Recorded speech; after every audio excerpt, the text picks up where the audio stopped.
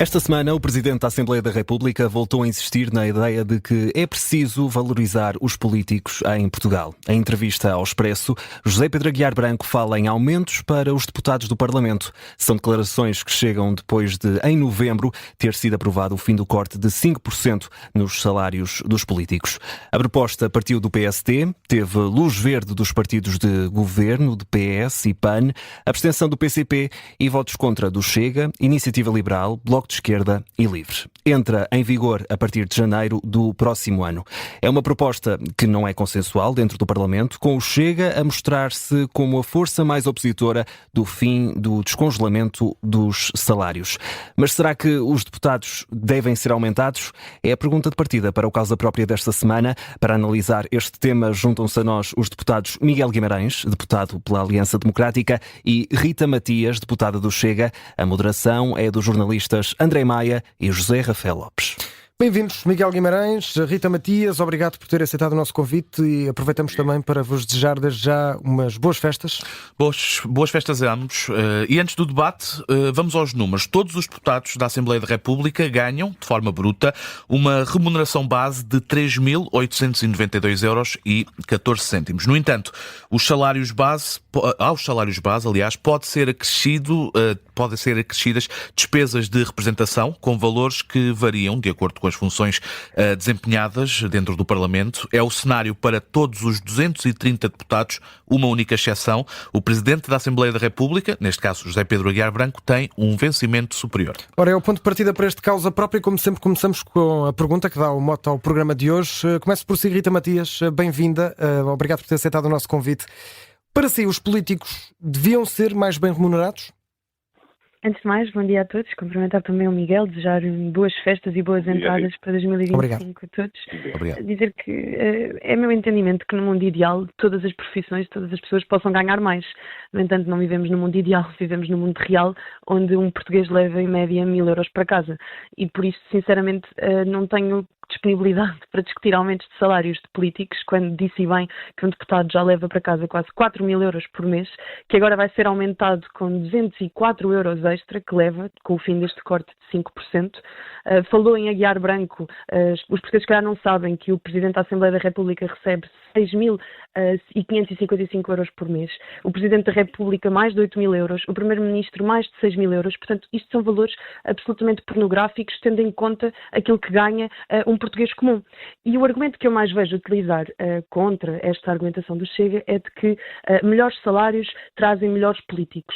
Mas, isto não é necessariamente real, porque vemos, por exemplo, os escândalos no Parlamento Europeu, onde os eurodeputados ganham 10.000 euros por mês, portanto são melhor remunerados e ainda assim se envolvem em escândalos de corrupção, por exemplo.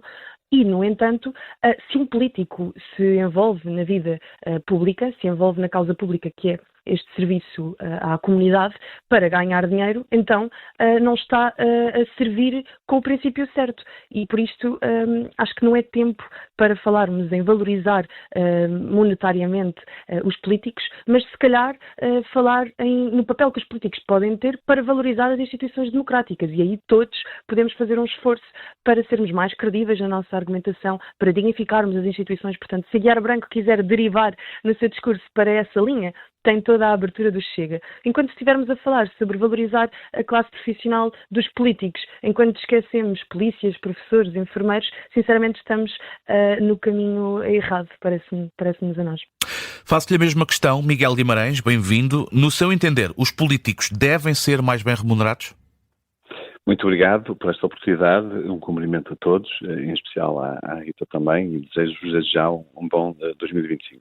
É assim, esta questão que o Sr. Presidente da Assembleia da República levantou é uma questão recorrente relativamente à questão daquilo que é a responsabilidade que os políticos têm quando tomam decisões.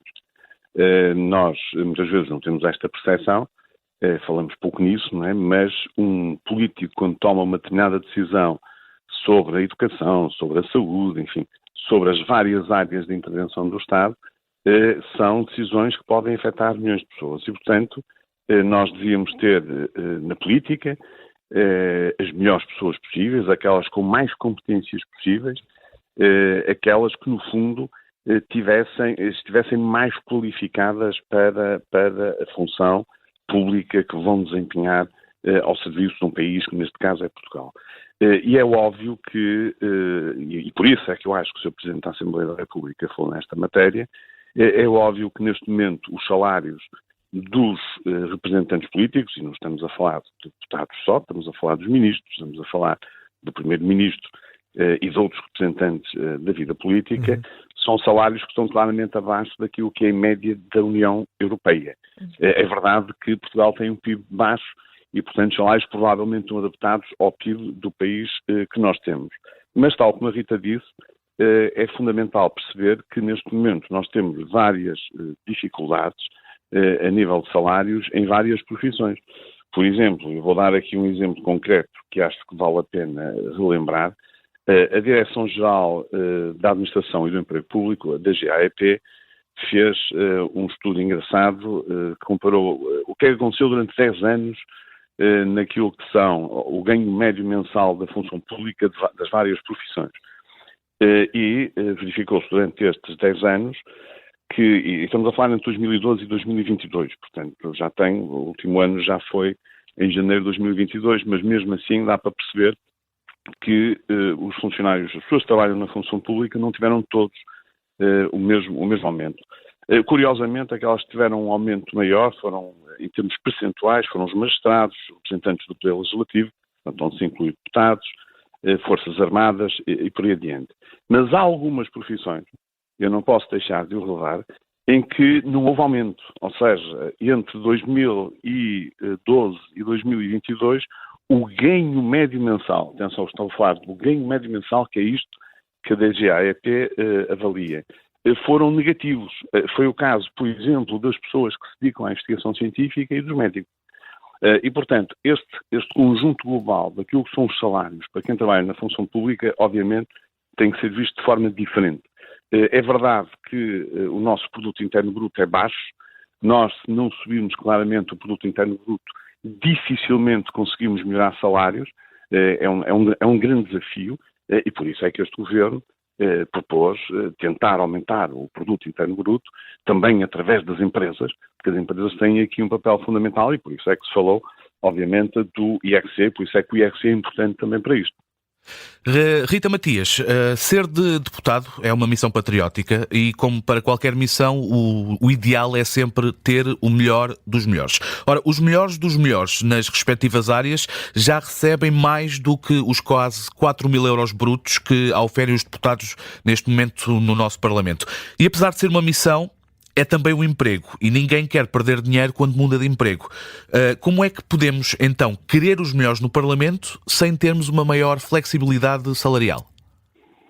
Eu volto a dizer, eu sei que isto parece profundamente idílico e que se calhar são os meus 26 anos e um bruto romantismo a falar, mas acredito mesmo que independentemente da perda salarial, da perda remuneratória, o prazer de poder estar ao serviço da população, aquilo que nós recebemos, e um deputado tem bastante prestígio social, apesar de tudo, apesar da classe política que, infelizmente, com tantos escândalos de corrupção, com tanto compadrio, com tantos casos de nepotismo, apesar de tudo isto, o povo ainda olha para a classe política com algum prestígio. Portanto, tudo isto deveria de ser o bastante para convencer alguém a colocar-se ao serviço do seu país. E volto a dizer, sei que isto pode parecer muito romântico, mas eu não, quando tenho jovens, por exemplo, da Deloitte, que ganham mais do que eu e me dizem que têm uma formação académica superior à minha, que têm não sei quantas capacidades de fazer mil e uma coisas, de decidir muito melhor que eu políticas públicas, mas depois não querem perder 1.000, 2.000, 3.000 euros por mês, sinceramente não têm o necessário, que é este amor, esta abnegação e este espírito de sacrifício, porque ser político é isto, é ter espírito de sacrifício. Mas não poderiam aliar esse amor, essa paixão com também boas ou melhores condições de emprego? Não é? Porque dissemos, é também um emprego, não é?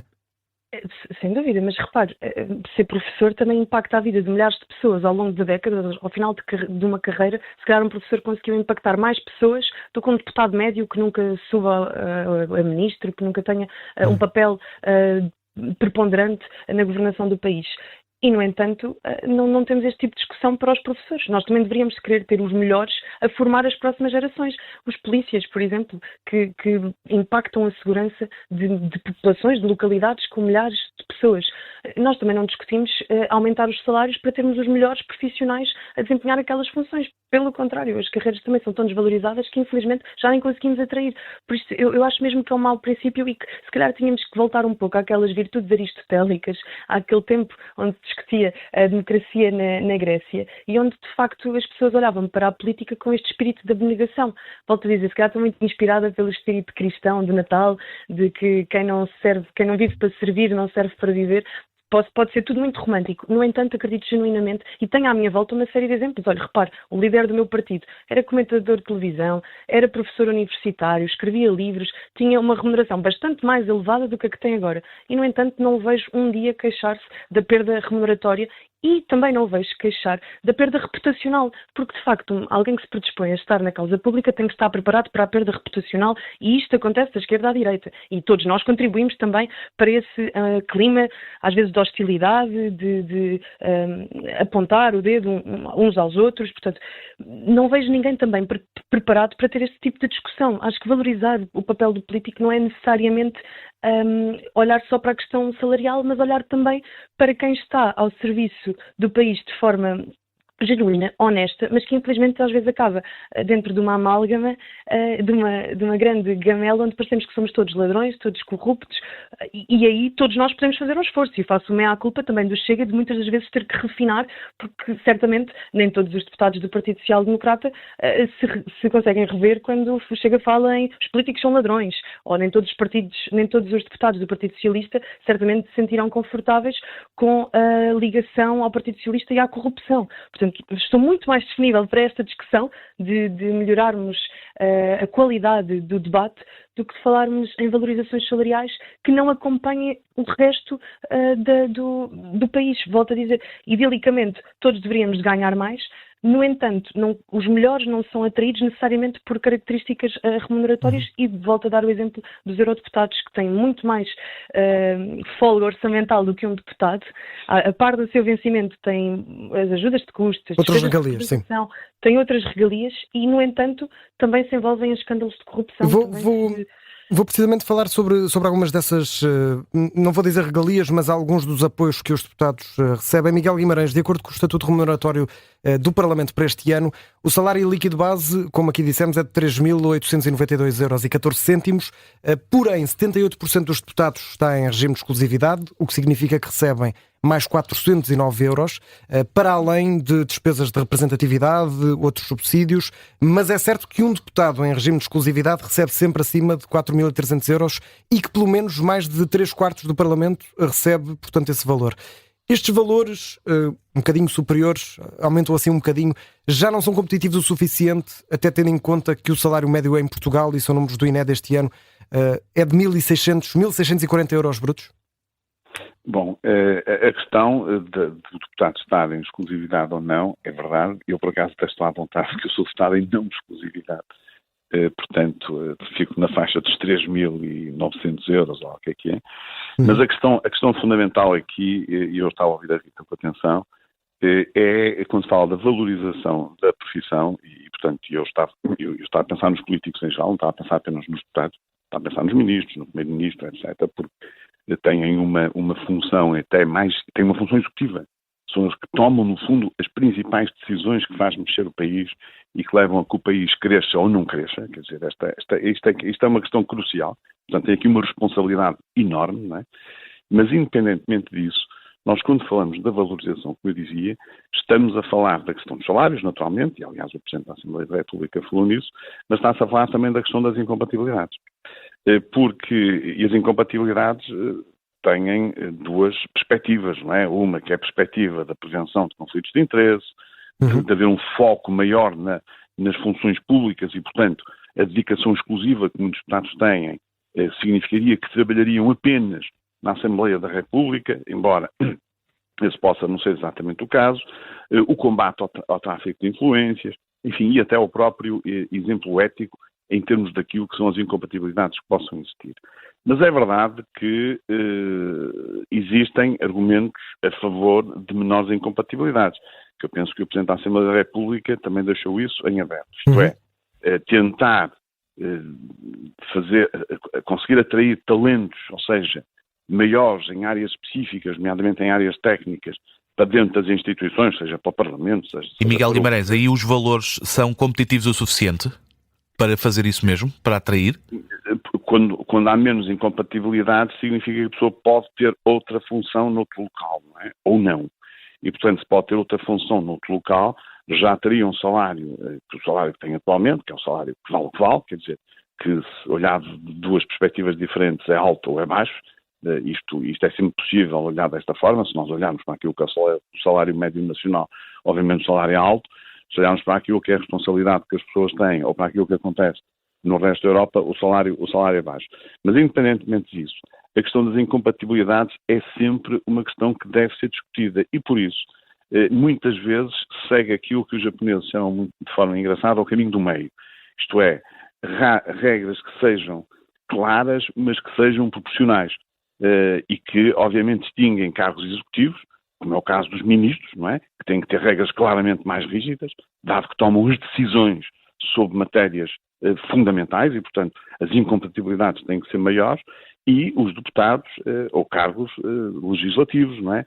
Em que as incompatibilidades podem ser mais flexíveis, desde que exista total transparência sobre aquilo que são os interesses privados. E, Miguel portanto, Guimarães, quando o nosso Presidente da Assembleia da República falou nesta matéria, falou de forma falou dos salários e das incompatibilidades como podendo ser complementares, não é?